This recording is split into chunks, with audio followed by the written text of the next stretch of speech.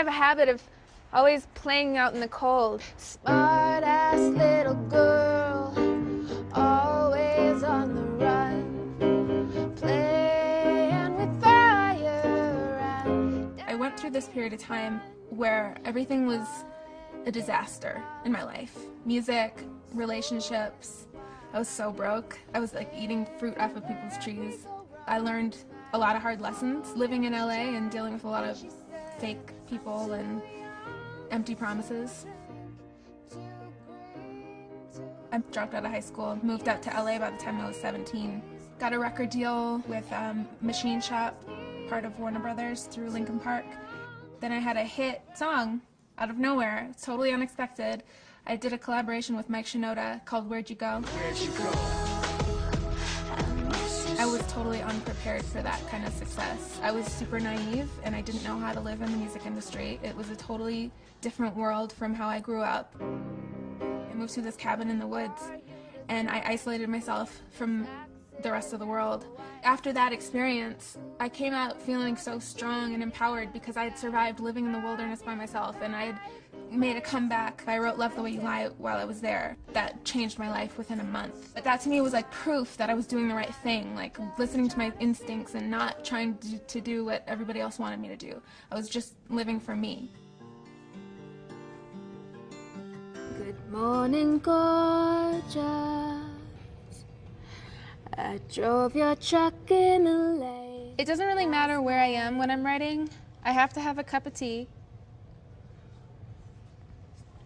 And I have to feel isolated, and sometimes headphones are all I need to feel isolated. You can hear what I was hearing.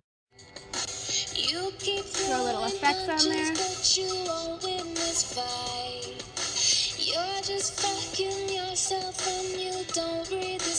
So this is how I write all my music, basically.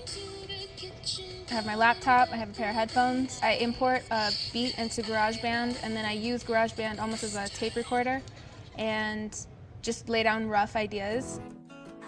I started realizing, like, it's not always fun to be the girl who's like the music snob. I started opening my mind to simple chord structures and pop music. And then I realized how difficult it is to write a simple song that's really good and catchy.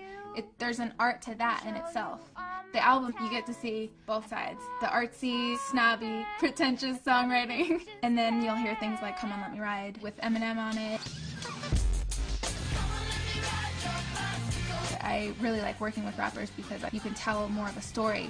Come On Let Me Ride, to me, is like almost a spoof on all the over-sexualized things that we have in pop culture today. Sometimes I wish I'd never found. The album was supposed to come out last year, but I didn't want to rush it again. This time I just wanted to make sure the work was there. It had to be perfect. And so it took an extra year for me to finish the album, and during that process, Eminem came on board to executive produce it, and I wrote a ton of new songs. I almost felt like it was my responsibility to follow the talent that I was born with. Because if I just did what everybody else did, at the end of the day, would I be happy with who I was if I didn't really just follow my own intuition? One of the things I learned when I was living in a cabin was I realized how unimportant all of my worries were. Like, they really don't mean anything. And I feel like I carry that with me. I have a deeper appreciation for things than a lot of people, and I feel grateful to have learned that. And I try to, like, give that information to other people through my music so that they can also be inspired and maybe help them get out of something that's a hard thing they're dealing with, you know? Sometimes it's worse to have lost